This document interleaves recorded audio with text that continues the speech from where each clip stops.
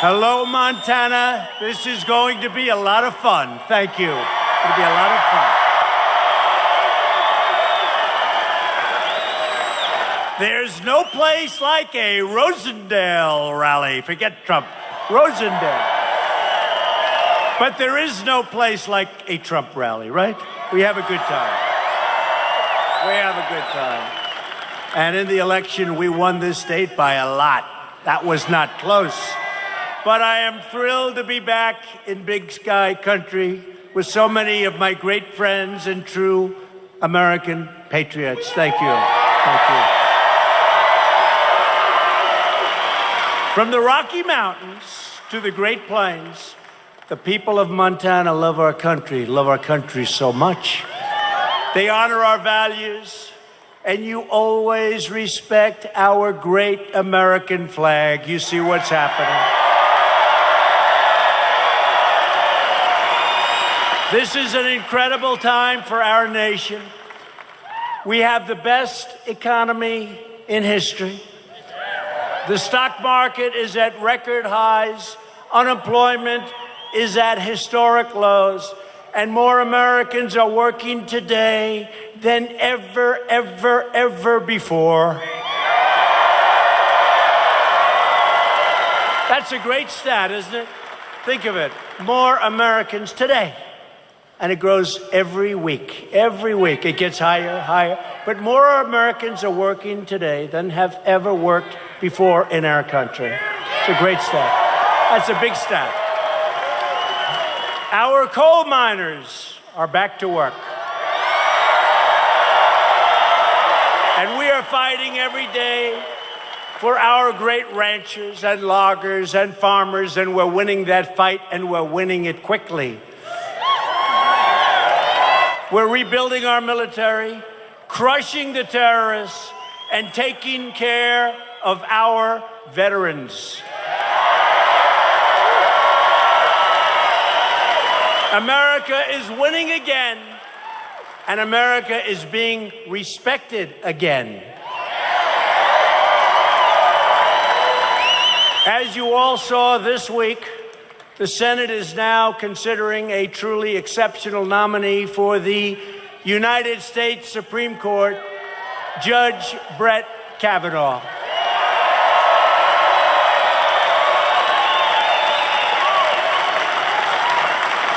And he's doing really well. But do you believe the anger and the meanness on the other side? Sick. It's sick. The whole country has now seen his amazing intellect and his brilliant legal mind. Judge Kavanaugh deserves overwhelming bipartisan support, and I think he's going to be one of our truly great Supreme Court justices.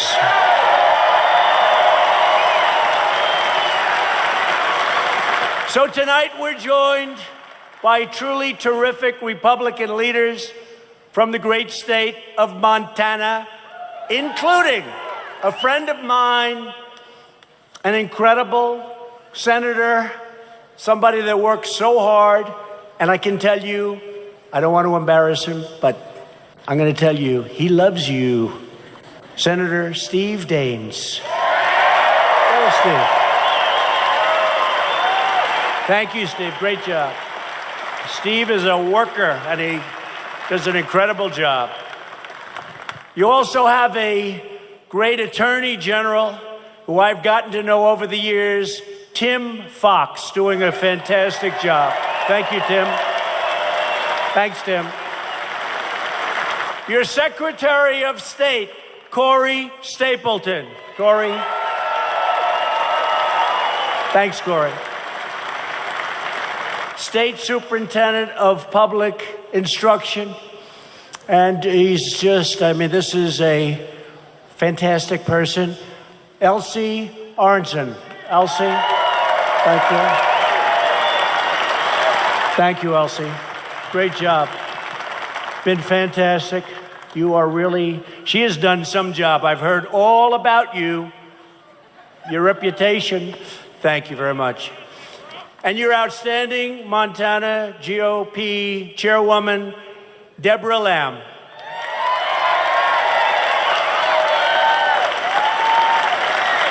So, Deborah, how are we doing now compared to Election Day almost 2 years ago? Can you believe it? How are we doing? Better, even? Better, good. That's what we're doing in most states. And the states that we won, we're doing better. Thank you. Thanks. Great job. Great job, Deborah. I'm also thrilled to be joined by Montana's terrific member of Congress, a true champion for Montana. And I'll tell you what, this man has fought in more ways than one for your state. He has fought for your state. Greg Gianforte. He is a fighter and a winner. He's a winner. Great.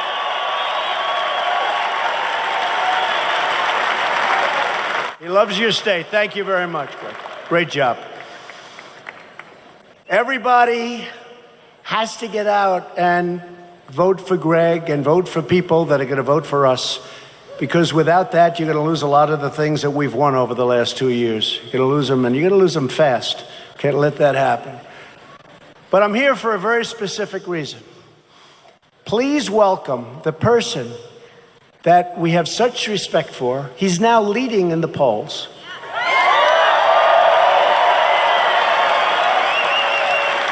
But I don't want to say that. I want to say he's just a little bit, like 1 or 2 points behind. Is that okay, Matt, for me to say that? But he is somebody who is going to be a phenomenal United States Senator from Montana, Matt Rosendale. Matt, come on up. Matt. Where's Matt? Come on up, Matt. Come on up, Matt.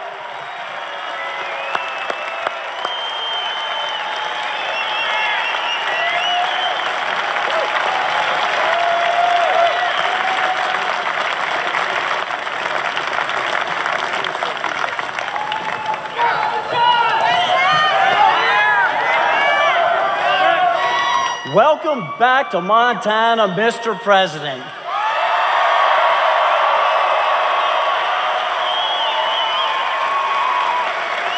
This crowd is all here for you. And what a crowd it is. Thank you for fighting for us and for always putting America first.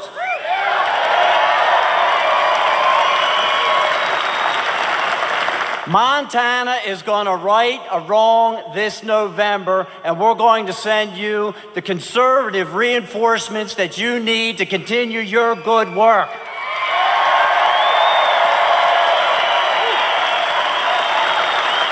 My promise to each and every one of you is that I will always put Montana first and stick with President Trump to make sure we advance his agenda.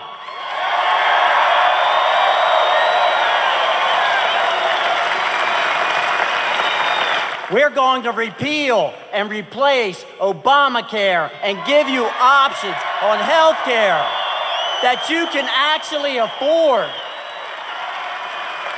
We're going to protect your public lands and fight against the liberals that are trying to grab your guns.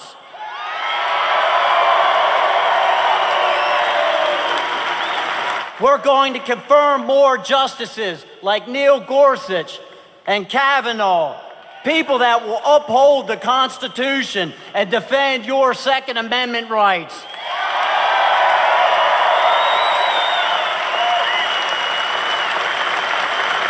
Speaking of the Second Amendment, we have some breaking news tonight. We were informed and learned last night that the NRA has endorsed my campaign.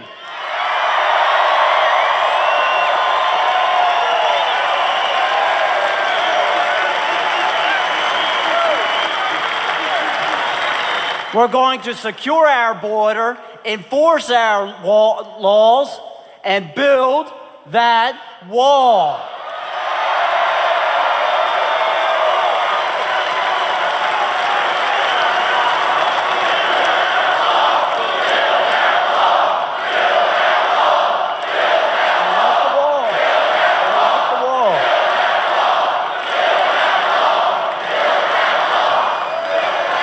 We're going to keep this economy growing, your taxes low, and get government off of your back and out of your wallet.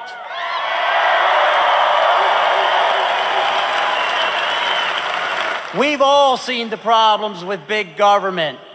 Politicians representing themselves and not us, intoxicated with privilege and power. They start worrying about the next election instead of the next generation. President Trump, I agree with you. We need term limits.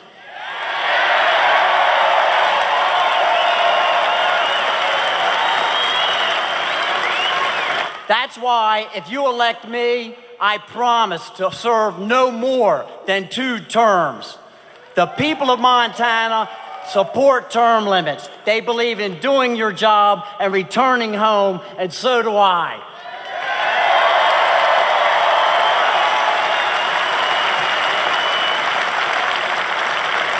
President Trump, thank you for your support. We need everyone in this room and across this state to step up, and we can win this race.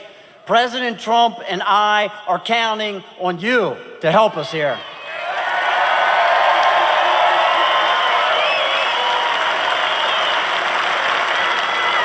So tonight, I humbly stand before each and every one of you and ask for your vote this November.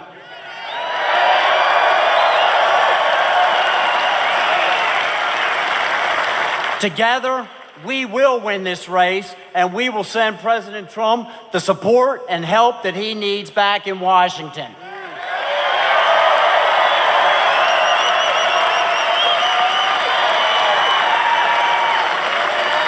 Thank you, Montana. Thank you, President Trump. May God bless each and every one of you and the United States of America. Thank you.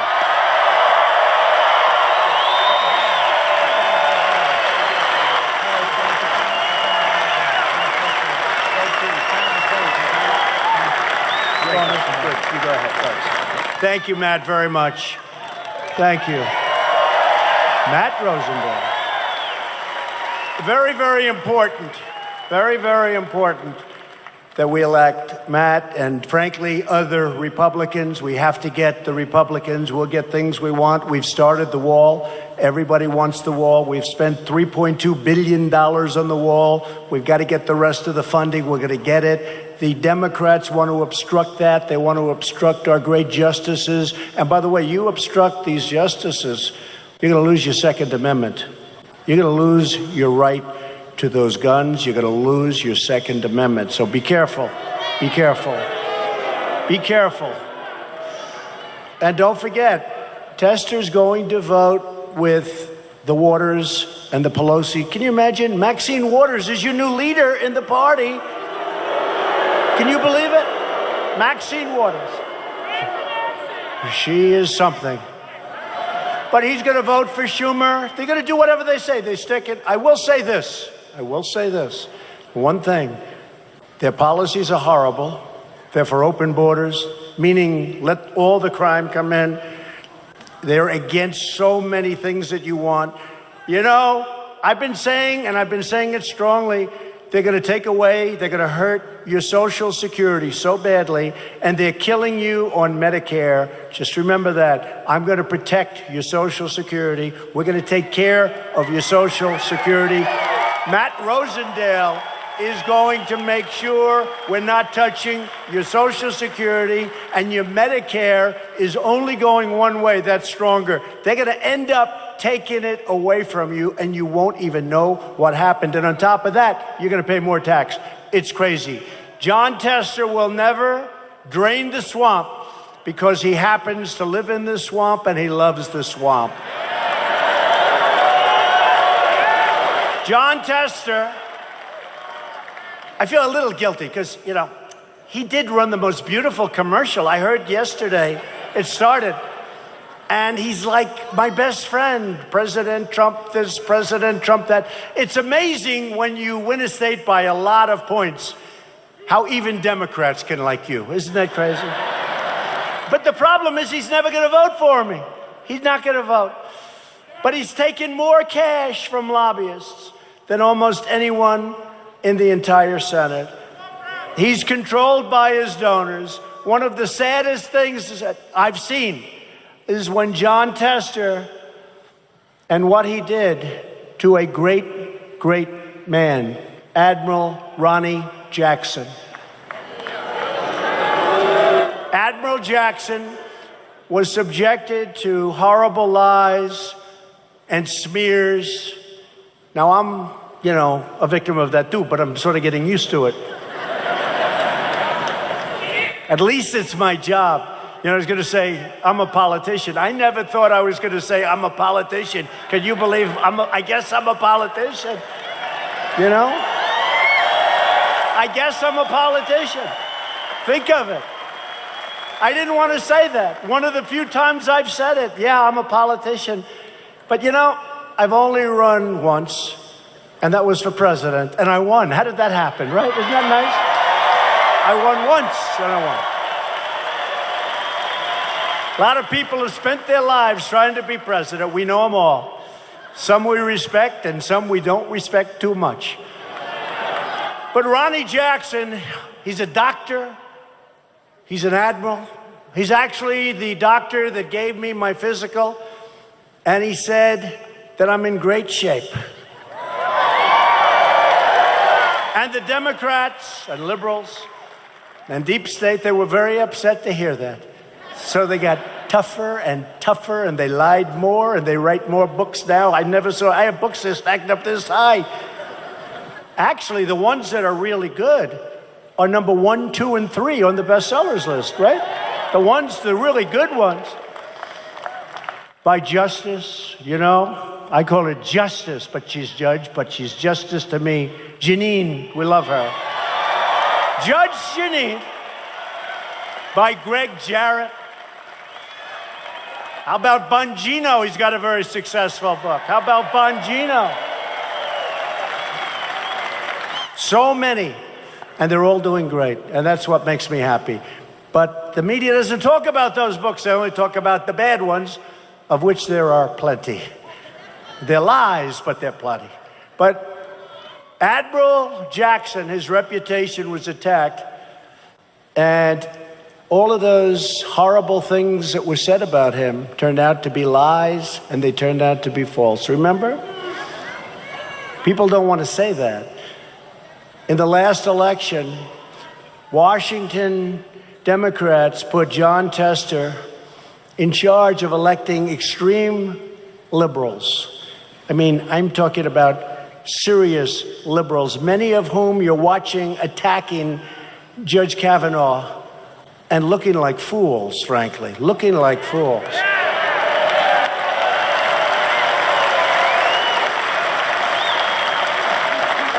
And one of them will most likely be a candidate to run against your favorite of all time president, me.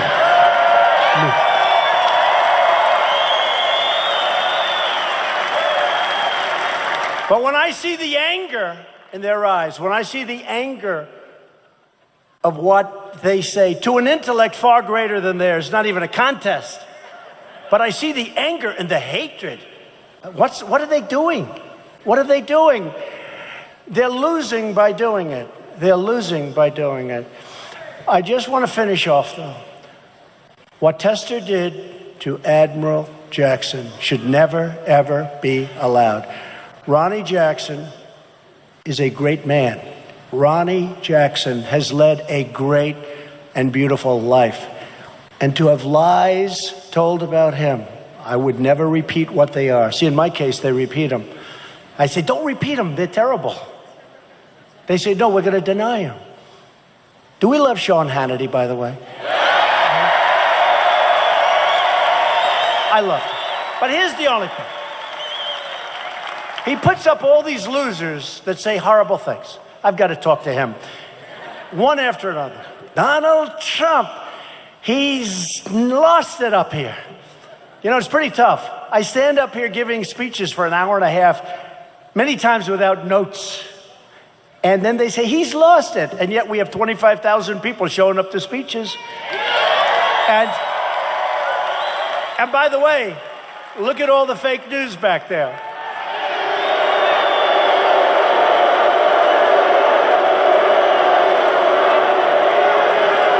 Donald Trump. They go, Donald Trump. You know, it's really funny. Donald Trump's lost it. So I beat 17 great Republicans. I mean, senators. I beat governors, a couple of people, great people like Ben Carson. I beat a lot of great people. Ben Carson was tough. But I beat 17 great people. And I respectfully say, I beat the Bush dynasty. Okay. That's over. Pretty recently. Okay, now I have the privilege of going against crooked Hillary Clinton. So I beat crooked Hillary.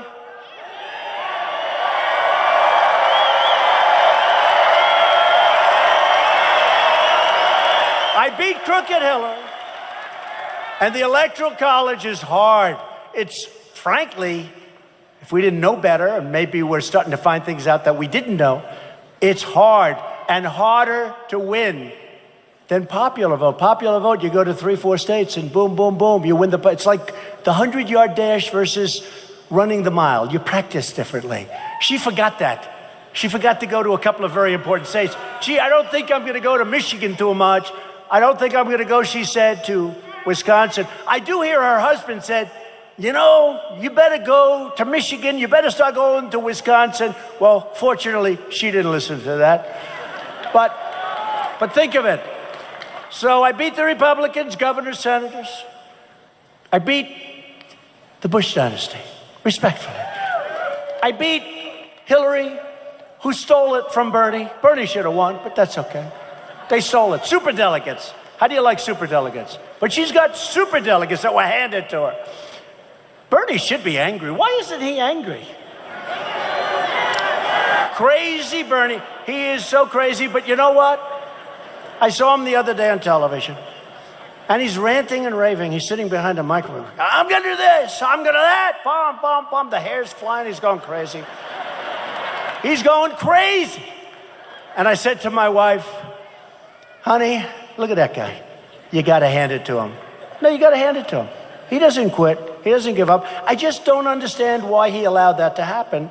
And he goes back into being an independent. But now he's coming back in. And I guess he's going to run. He's going to run. But think of it. So you beat two dynasties. You beat all these politicians. Charles Krauthammer, when I announced that I was going to run,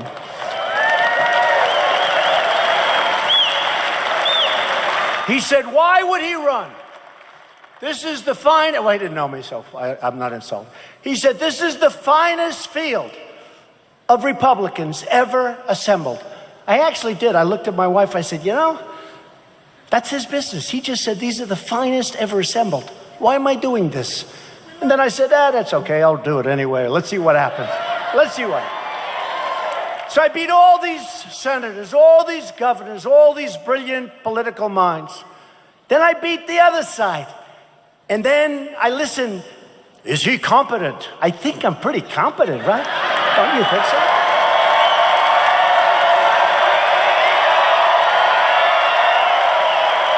Is he competent?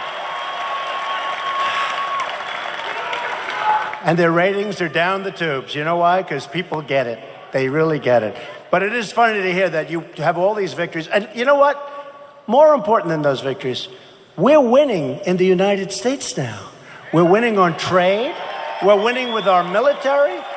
We're knocking the hell out of the terrorists. We're winning now in the United States.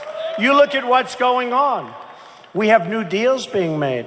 We have a deal we just made with Mexico. That's a fair deal. It's not that horrendous deal that was made years ago that should have been changed years ago.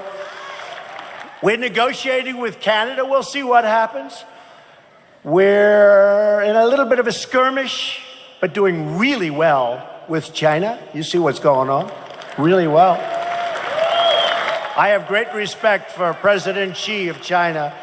But honestly, we have to be treated fairly. Last year, we had a trade deficit of anywhere from $375 billion with the B dollars to, I say, $504 billion. Either one is not acceptable. So we're doing that, and it's working out very well. I just came on stage, and I was told that Kim Jong-un said some terrific things about me. He said, I have faith in President Trump. Think of this. You don't hear that from them.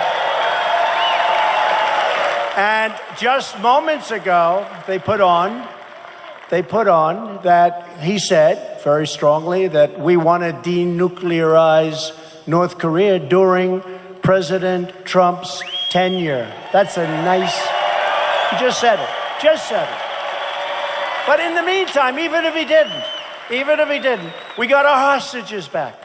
There's been no more missile testing. There's been no more rockets flying over Japan. There's been no more nuclear testing. And we have a good feeling. He likes me, I like him. Who knows what's going to happen? But I can tell you what, the day before I took office, and even, I must say, because as you know, the rhetoric was fairly tough. It's interesting. With him, I had very tough rhetoric. And the fake news was saying, it's too tough. He's going to get us into the war. It's terrible. He's being too tough. It's horrible. What does he know about this? He knows nothing. I watched all these guys who have been losing for 30 years explaining why my method of negotiation wasn't working. Right?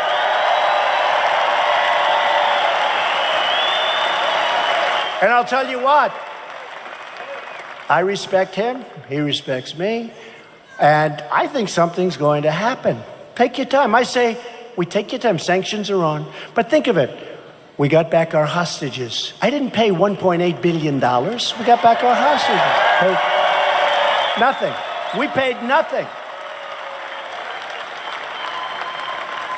But it's funny, you know, because other than NATO, because I got them to pay billions and billions of dollars more, because we're paying for NATO. We're paying this massive percentage of cost. We're protecting Europe. But I got them to pay billions of dollars more, and the fake news said he wasn't respectful to the leaders of other countries. And they're right in a way, because I said, listen, folks, I'm sorry, you're going to have to pay up. You got to pay up. You're delinquent. You know, in real estate, we say you're delinquent. And somebody asked me, it's really amazing they never covered this, because if they do, they would have said this is terrible. One of the leaders in front of the others, 28 nations, one of the leaders, who I get along with all fell, they respect us now because they couldn't believe. For years, NATO spending was going like this. And by the way, this is spending to protect them against Russia. You know, they keep talking about Russia. We're protecting, I got them to pay billions of dollars more, okay? But they said, sir, could we ask you one question? It's always nice when a president or a prime minister calls you sir. That means he's a certain respect. He said, if you don't walk away from these meetings with us paying what we're supposed to be paying or much more, will you leave us? I said, yes, I will. And they all said,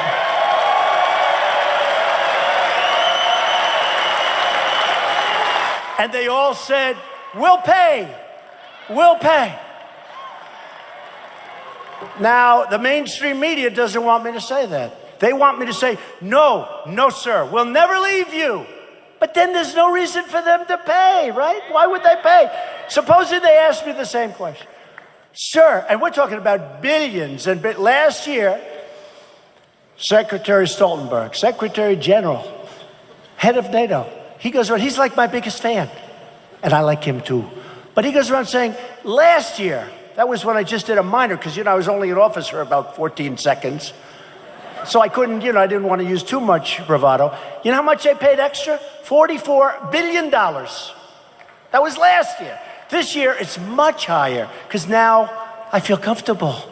I asked them in a more firm manner. And they're paying, and they should pay. But they were saying that I didn't treat them well.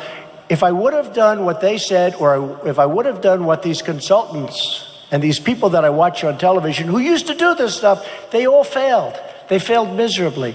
So we have our own way. It's a great way. But it's really interesting because when I was dealing with North Korea and they were saying, he's too tough, he's too tough.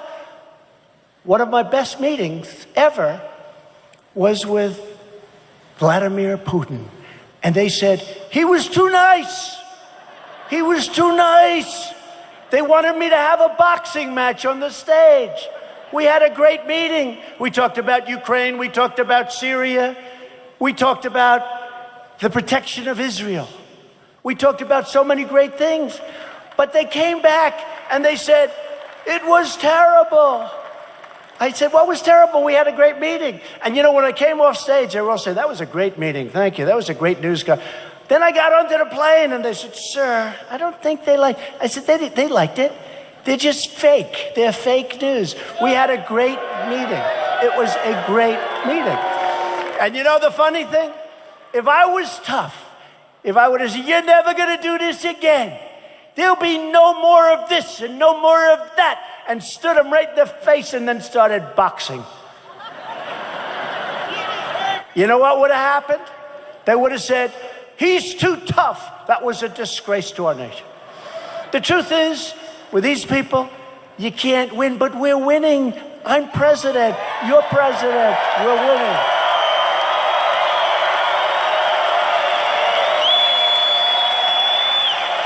So everybody knows John Tester's game. He says one thing in Montana, but does the exact opposite in Washington. That's what happens. He'll come home and tell you about your Second Amendment, then he'll vote for something where you knock the hell out of it. John Tester talks like he's from Montana, but he votes like he's Nancy Pelosi. That's what he votes. He's a Nancy Pelosi. No, look at his voting. It's the same voting as Schumer, Nancy Pelosi, and the legendary Maxine. John Tester voted no on tax cuts, and he voted for the Obamacare disaster, which we almost repealed and replaced, but we'll get it done. And remember this, we got rid of the most unpopular element of Obamacare, right? The individual mandate. We got rid of the individual mandate. That was the most unpopular single. That is where you have the right to pay a fortune for the privilege of not having to pay a fortune for bad health care.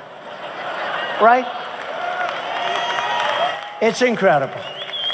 But we got rid of it. We'll get rid of all of it. And you know, one thing I have to say also, Obamacare was going up 115%. 125%, 80%, 60%, 53%, all different places. It was going up massively. You know, we want to repeal and replace it, and if we get enough Republicans, we will, and we'll have a much better health care. We've already come up with some of them, association care, etc. But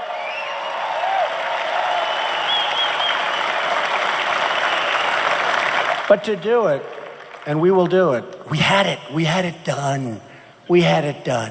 But remember, Tester voted no. He voted no on Kate's Law. Kate's Law. What could be better than Kate's Law? He voted no on enhanced vetting for refugees. Let's not vet them. Let's just let them pour right into Montana, and you see what's going on. And John Tester voted in favor of deadly sanctuary cities. Tell me that. So that's not a person from Montana. I have a lot of friends in Montana. I don't get it. How did he get elected? John Tester voted for very liberal Obama judges 99% of the time. And yet, he would make it impossible for an incredible, distinguished admiral, doctor, not to get in. Figure that one. And yet, super liberal judges, many of whom are mocked and scorned. And John Tester voted against our incredible Supreme Court Justice, Neil Gorsuch. How do you do that? First in his class at Harvard, first in his class at Oxford, and he decides, I think I'll vote no. And by the way, Justice Gorsuch is great, and he's doing a fantastic job, and Justice Kavanaugh will do the same job.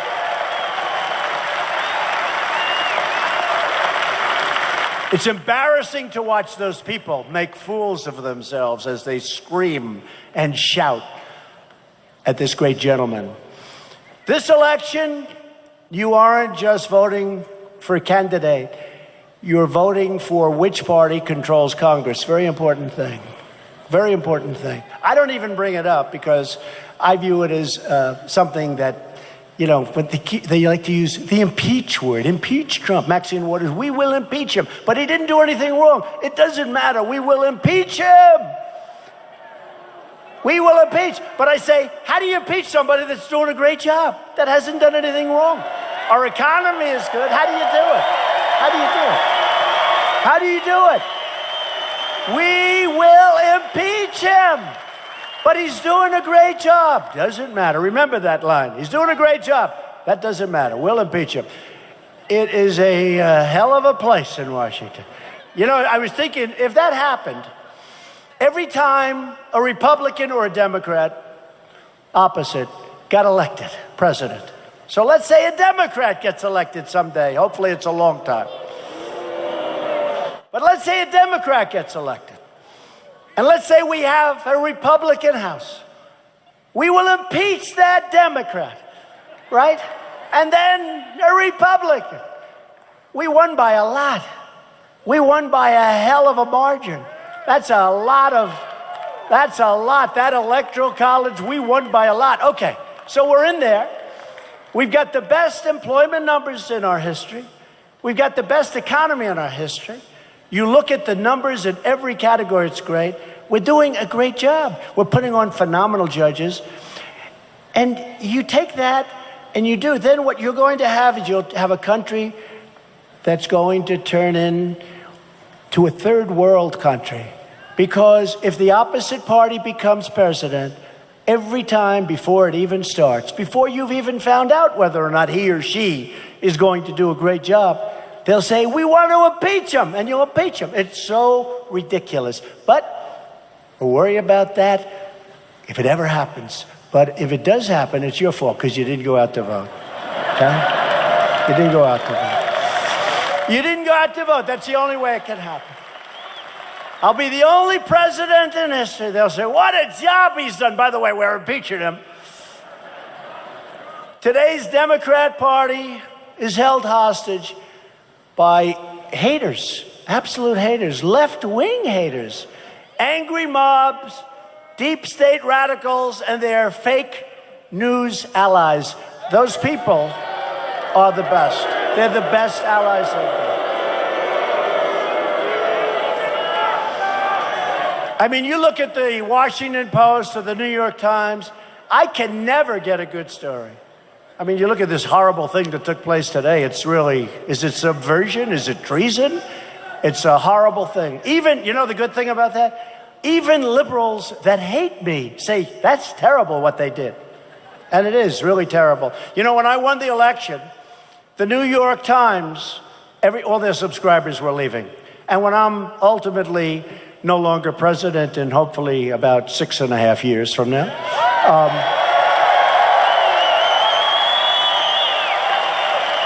the New York Times will go out of business. All of them will be out of business. CNN will be out of business. They're almost out of business now if you look at their ratings. They're close to out of business. But they'll be out of business. But the New York Times, you remember, it was very famous. Nobody's ever seen it before. Maybe never done before. They apologized for their bad coverage of me. They apologized to their subscribers because after I won, everyone said, what the hell happened? What happened? We're reading this piece of garbage, and the guy that they kill every day, he won. So they wrote, does anybody remember? There was a very big story. They wrote an apology to their subscribers to stop the flow of people leaving and giving up their subscription to the New York Times. And it was quite amazing to watch. And you know, honestly, for 2 weeks, they really covered me well. And then it began. And then it got worse and worse and worse, and now we've reached an all-time level. The level of hatred is quite great, but that's okay. On the way over here, I saw a liberal pundit. He was filled with anger, and he was attacking me and our great administration. We have great people. I'll tell you, the White House is really working good. My wife put out a tweet today. Did you see that she doesn't do this. She put out a tweet. They had me stomping around, screaming with anger up in my area of the White House where I live with my wife and son, Barron. They had me screaming, shouting like a lunatic. And I had a television. I said, what are they saying? I had 6 people in my office. I was in the Oval Office. And we were having a talk on trade. Actually, it happened to be trade with Canada. They were telling me what's happening. And they said, sir, you're not up there screaming and ranting and raving. You're here talking. That's how dishonest it's become. But I asked a young, bright staffer of mine, why are they so filled with this much hatred? Why? Our country's thriving, jobs are booming, prosperity is soaring, and the future has never looked brighter for the USA. And the young aide looked at me and he said, Mr. President, these liberal pundits, the haters, but they're so angry because you've upset their entire way of life. It's true. But I said, but let's get this straight. So the country's really doing well. And he looked at me and he said something that maybe is true. I find it hard to believe. He said, sir, they just don't care. It's really pretty sad, right? You know, when you look at what's happening with all of it, including our military rebuilding, we're rebuilding, and everything that we're building is being made right here. The best missiles in the world, the best planes in the world, the best ships in the world. It's all being made right here in the United States. The so-called resistance is angry because their horrible ideas have been rejected by the American people, and it's driving them crazy. Crazy. They're the ones, honestly, that have been driven crazy. The latest act of resistance is the op-ed published in the failing New York Times by an anonymous, gutless coward. You just look. He was, nobody knows who the hell he is, or she, although they put he, but probably that's a little disguised. That means it's she. But for the sake of our national security, the New York Times should publish his name at once. I think their reporters should go and investigate who it is. That would actually be a good scoop. That would be a good scoop. Unelected deep state operatives who defy the voters to push their own secret agendas are truly a threat to democracy itself. And I was so heartened when I looked. I think it's backfired. Seriously, people that don't exactly dig us and they don't exactly like me, they're fighting for us. It's an incredible, it's actually a beautiful thing. We've picked up a lot of support because at some point this whole thing is going to be exposed. And it's really bad and it's really dangerous and it's really sad for the media and the mainstream media. It really is sad. When I told you about the good news coming out of Korea today, they will hardly even report it. If this were President Obama, that would be the biggest story in the history of our country. But it's going to be, sooner or later, it will be exposed. The policies of our political opponents have brought about only failure, destruction, and humiliation to our country. Look at what happened. Look at where we were and look at where we are.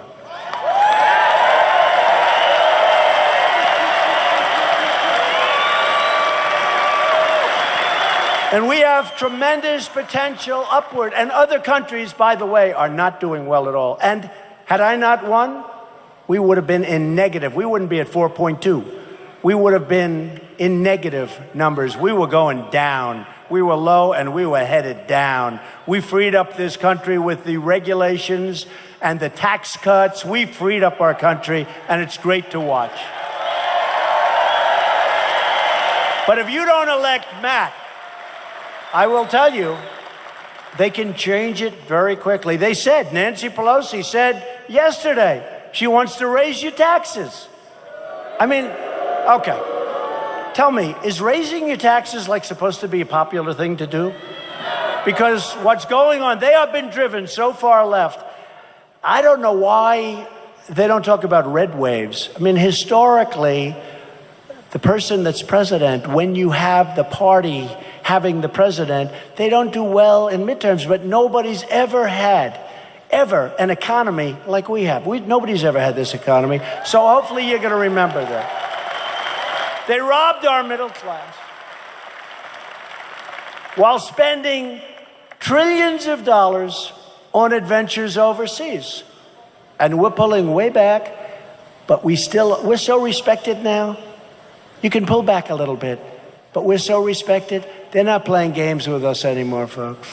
They're not playing games. I don't want to tempt them too much by telling you things that don't happen anymore to us, because there's no reason for me to tell you. But when you see some of the things that happened 4 years ago and 6 years ago and 8 years ago, you take a look at what happened and you take a look at what happens now, where we took that horrible Iran deal and we terminated it, and you look at what's going on. We're respected again as a nation. We're respected again as a nation. But these people enrich themselves while shipping our jobs to other countries, and they oversaw the greatest transfer of wealth in the history of the world. It's true. This is the greatest transfer. NAFTA was such a bad deal. Some people say, oh, please, would you extend NAFTA? I said, we have to renegotiate it. It's such a bad deal. And when I was campaigning, I said, we'll either terminate it or renegotiate it. I don't care. But so far, it looks like it could happen where we'll renegotiate it. But these disastrous policies were on the ballot box in 2016, and they lost big. That's why we're here. In 2016, the American people voted to reject this corrupt globalism. They voted to reclaim their independence and their pride. And they voted, most importantly, to make America great again. It's very simple. Soon we'll be changing it to keep America great. Keep America great. Soon. When should we do that, by the way? Okay, wait a minute. Soon we're going to have to change because we are doing well. So when do we change, make America great again, to keep America great? I don't know. Soon. We're draining the swamp, and the swamp is fighting back. But don't worry, we will win. We will win. We always win. We always win. This November, you need to vote Republican. Vote for Matt Rosendale and vote to put America first. Have to do it. Have to.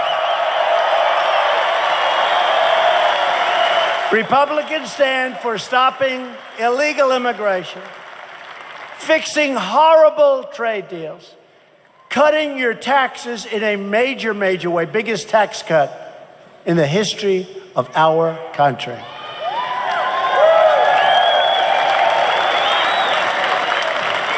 And in addition to that, we got ANWR. You know what that is, right? In Alaska.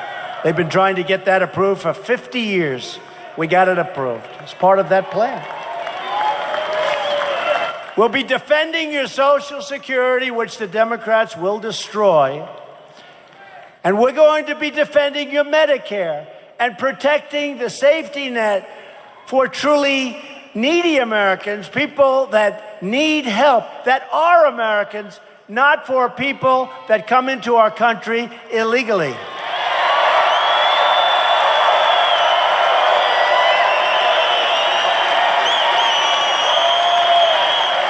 Democrats want to raise your taxes. They want to raise them. I don't get it. I don't think I could win if I said, I'm going to raise your, ladies and gentlemen, I'm going to raise your taxes. Oh, good. Alice, I don't think we're voting for that guy. They want to raise your taxes. I don't know. Maybe they know something I don't. Blue wave, we're going to raise your taxes. We're going to let crime go all throughout our country. We're going to get rid of ICE so that as the crime comes in, we're going to have none of our people that are so tough. These are great people, but these are tough, strong. These are warriors. These are warriors. I don't want to do it. You don't want to do it. I'm looking at these people in the front row, two of whom I know. They don't want to do it. ICE does it like, hey, it's like, let's go out to dinner. They have done an incredible job. So they want to raise your taxes. They want to open your borders. They want crime to pour in because that's what's going to happen when you open your borders. How about the governorship of California? He just announced that he wants to open borders and he wants to let anybody come in that wants to. And then he wants to pay for all medical, for all school. What happens, I said, if the entire world decides to go to California because they get free health care, free medical care, and free education? California has just increased in size to 500 million people. California has just become one really large person. California, think of it. He says, I want to open the border. I want everyone to come in. At the same time, for illegal aliens, illegal immigrants, a lot of different names, he wants to get rid of ICE. He wants to cut down on law enforcement. And he wants to pay for their medical, their health care, and their education. But I really asked the one, look, it's all about common sense, right? I think I won because of common sense. And because, like you, me, we're smart. We're really smart. But I said to myself, just common sense. Everyone's going to come in. I may even move to California to get free health care. I may move there. The last time Democrats were in power, they cut Medicare by more than $700 billion to pay for the scandalous Obamacare. Now Democrats want to steal trillions of dollars from Medicare. I'm going to ruin your Medicare, watch. They want to turn America into Venezuela. I don't think so. Democrats would destroy Medicare with Medicare for all. You heard that. Medicare for all. Until they run out of money, which will be like in the third day. And then it'll be Medicare for none. Or it will be 1/10 Medicare what you used to get. They want to rob our seniors of their Medicare benefits. And they want to raid your Social Security. They will destroy your Social Security. And I'm going to save your Social Security. We're not touching your Social Security. Do you remember when I ran? You remember when I ran? I said, I'm not touching Social Security.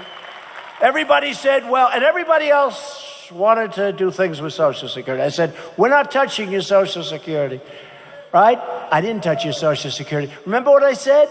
Growth. Growth will take care of it. Growth. And that's what's happening. We are growing beyond what anybody expected, beyond what those people thought was possible. We're growing. It's called growth. A lot of money's coming in.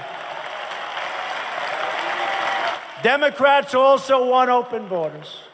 And all of that equals massive costs, massive, and massive crime, and massive tears. Tears. You look at the families that have been so badly hurt. Republicans want strong borders. We want to finish the wall. We're up to $3.2 billion. We've done a lot of work on the wall. A lot of people don't understand that, but that's okay. Got to finish the wall. And we'll get that approved. We're going to get it approved. It's moving along. I'd like to do it. I could do that whole thing in 1 year, but these guys are holding back. The only thing Democrats are good for is obstruction and resisting. Their whole campaign is resist, resist. I don't get it. We're going to have no crime. We want to protect America's great people and its great citizens. We want to protect American benefits, and we're doing that, and I've done it. In Maryland, the Democrat candidate for governor wants to give illegal aliens free college tuition, courtesy of the American taxpayer. Come on in, free college. In Florida, the Democrat nominee for governor wants to abolish ICE and release hundreds of criminals onto our streets. He wants to also take care of their Medicare and every other thing you can take care of. You name it, he wants to take care of it. And Florida will be a disaster. Florida is one of the most successful states in our union. It'll be a disaster. You have a great candidate in Florida. It's called the Republican candidate, Ron DeSantis. Ron for governor. This election is a choice between Democrats who want to abolish ICE and Republicans who want to abolish MS-13. It's very simple. People have no idea how bad they are. Nancy Pelosi got extremely angry at me when she started yelling, "They're human beings. Don't talk to them like that. Don't call them animals." Remember, she said, "Don't call them animals." Then you see what they do and how they do it and the viciousness of it. No, I'm sorry, Nancy. I'm very sorry. Hate to tell you, Nancy. You're going up the wrong tree, Nancy. Republicans stand proudly with the brave men and women of ICE, with Border Patrol, and with our law enforcement.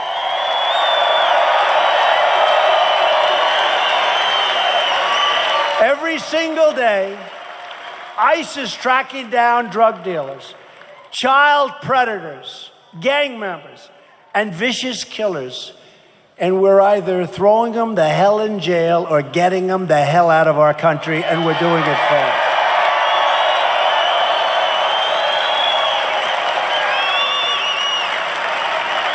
This election is about safety.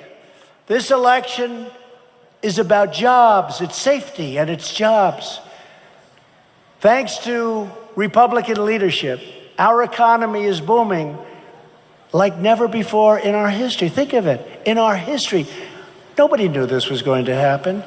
If I would have said this on the campaign trail, if I would have used 4.2, you saw it was adjusted upward from 4.1, 4.2 GDP, the press would have gone after me. They would have said impossible. Jobless claims just fell to a 50-year low, 50 years.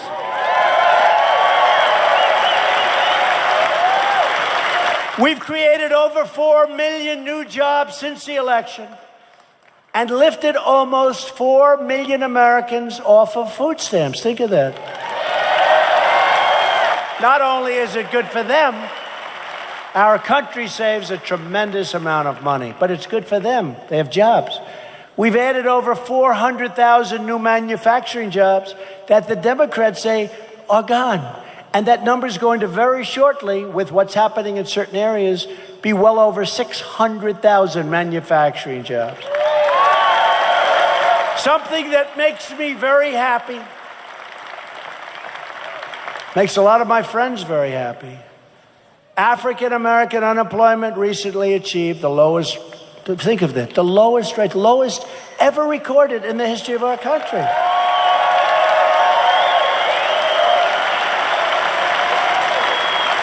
Remember, I said, what do you have to lose? Go with me. What do you have to lose? So good. We're going to have tremendous African American support because they say and they see. You know, before I said, what do you have to lose? Now I say, see, look what's going on.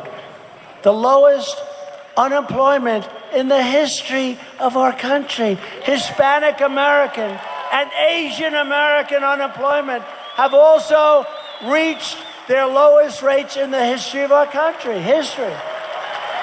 Youth unemployment has just reached its lowest rate in nearly half a century. Unemployment for Americans, this is so important, without a high school diploma has reached the lowest level ever recorded. Think of that.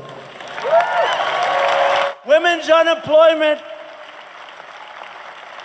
recently reached its lowest rate in nearly 65 years.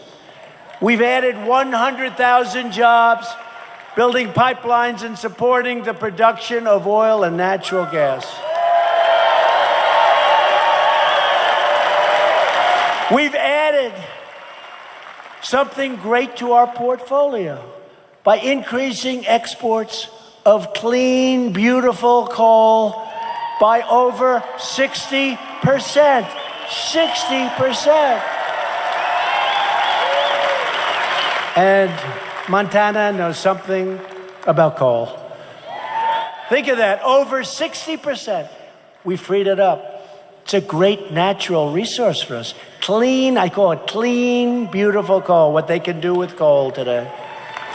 In the first 8 months of 2018, Montana coal production increased by 2.5 million tons.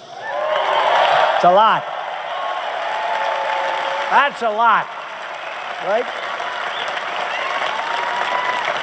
To continue this incredible momentum, we need to elect more Republicans like Matt Rosendale. You got to do it, because it can be turned off.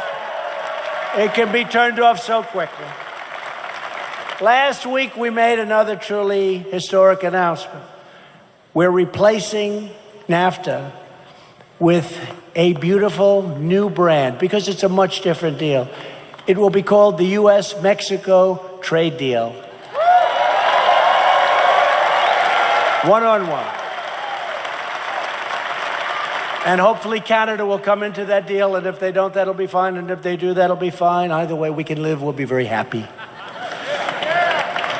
I think they will, because we love Canada. We do love Canada. They've treated us pretty badly in trade for the last 40 years, but that's okay. It wasn't my fault. We're going to make a fair deal with Canada, just like we did with Mexico. We're cracking down on unfair trade practices emanating from China. America is tired of getting ripped off. We're going to get a great deal for our farmers and ranchers and factory workers. We're giving our workers and businesses a level playing field. Republicans passed the biggest package of tax cuts, and very importantly, tax reforms. The average Montana family of four will take home $2,281 extra dollars this year, and many will take home much more than that. And our tax cut saves family farms and ranches and small businesses from unfair estate tax, also known as the death tax. So now if you leave, you're a guy, have a beautiful farm, husband or wife, and you love your kids. By the way, if you don't love your kids, don't leave it to them. Don't worry about it. Then this won't help too much. But you want to leave it to your kids. You'd like your kids to take over the farm, but you couldn't do it because they had to borrow a fortune in order to work it out.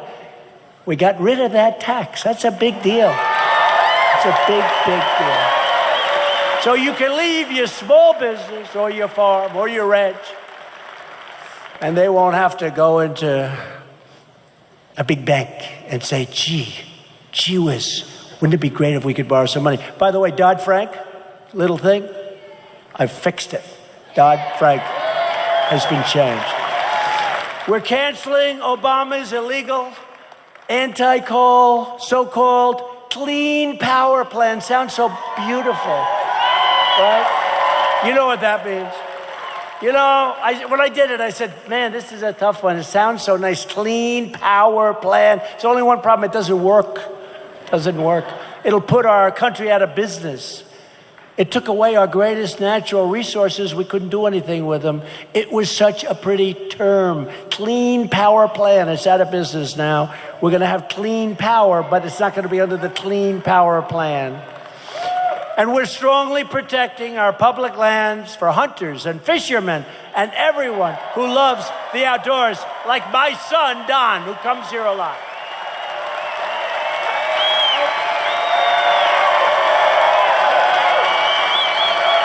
My son comes here a lot. You know that. A lot of you know my son, Don, comes here, loves hunting.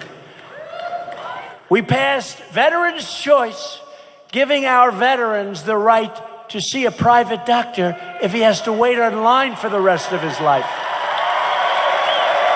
And we also passed the landmark VA Accountability Act. They've been trying to pass both of them for more than 45 years. I got them both passed. And with accountability now, if a bad government worker abuses one of our great veterans, and we love our veterans, we turn to them and we say, "You're fired, boom." We secured a record $700 billion for our military this year and $716 billion next year for our military. And at my direction, the Pentagon is working hard to create a sixth branch of the United States Armed Forces, the Space Force. So important. So important.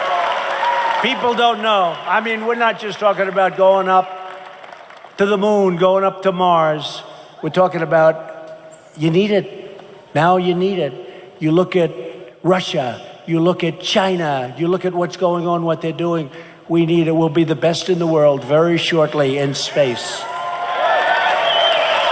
I withdrew the United States from the horrible Iran deal, and I also recognized the capital of Israel and opened the American embassy in Jerusalem. Big deal. That was a big deal. And the embassy's already built. It's built about 20 years ahead of budget and schedule. I would say we're probably about 20 years, you know that story, I'm not going to tell it. But we built it real fast.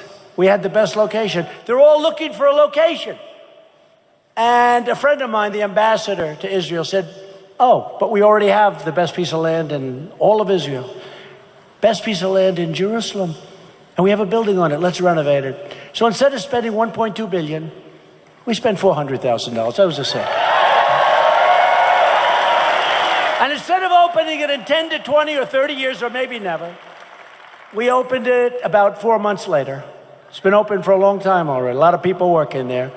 So we have the embassy already open. Do I get credit for saving $1 billion? Not really. Someday. Someday. You know, when Abraham Lincoln made the Gettysburg Address speech, the great speech, do you know he was ridiculed? He was ridiculed. He took the horse and carriage up from the White House. He wrote it partially in that carriage and partially at a desk in the Lincoln bedroom, which is incredible, by the way, in the White House. And he went up to Gettysburg and he delivered that speech, the Gettysburg Address. And he was excoriated by the fake news. They had fake news. He was excoriated. They said it was a terrible, terrible speech. They said it was far too short. It's not long. Many of us know it by memory. It was far too short, and it was far too flowery. It was too flowery, 77 years ago, right? Too flowery. And he died. 50 years after his death, they said it may have been the greatest speech ever made in America.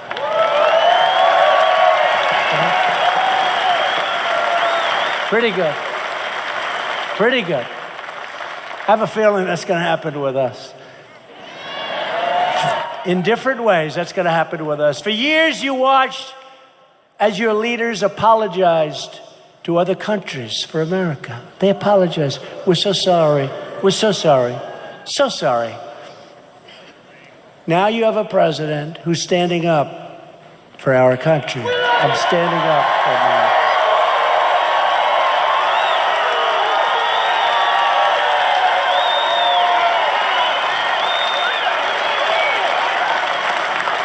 Look at the size of that guy. Man. Look at this guy. Do I like him? Wow. Yeah.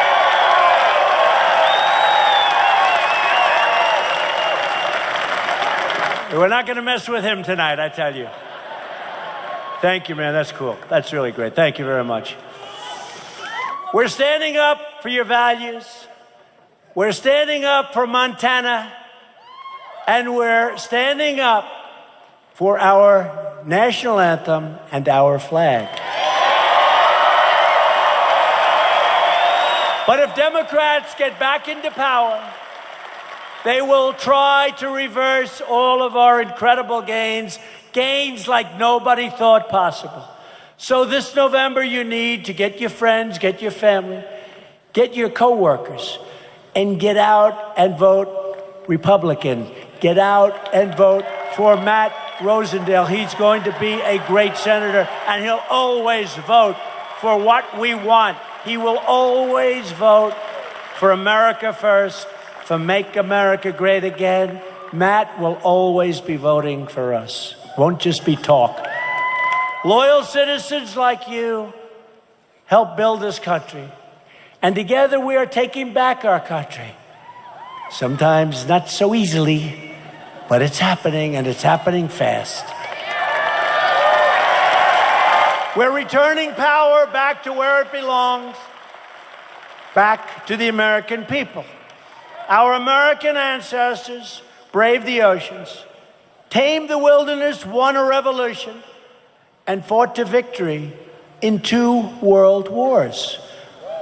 We defeated fascism, triumphed over communism, and we delivered millions into freedom. Our ancestors built the railroads, linked the highways, and they proudly planted an American flag on the face of the moon, which is not shown in that movie. They did not show that in the movie. See, what they're missing is that movie would have been a much bigger success if they planted the flag like they were supposed to. We stand on the shoulders of generations of American patriots who knew how to work, knew how to fight, and knew how to win. Just like them, we're going to keep on fighting, and we're going to keep on winning. We will not bend. We will not break. We will never give in. We will never give up.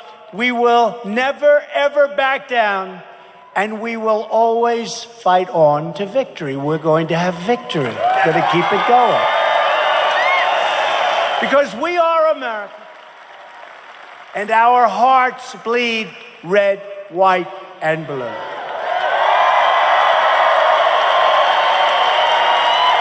We are one people, one family, and one glorious nation under God. And together we will make America wealthy again. We will make America strong again. It's already happened. We will make America safe again. And above all, we will make America great again. Thank you very much, Montana. Thank you. Thank you.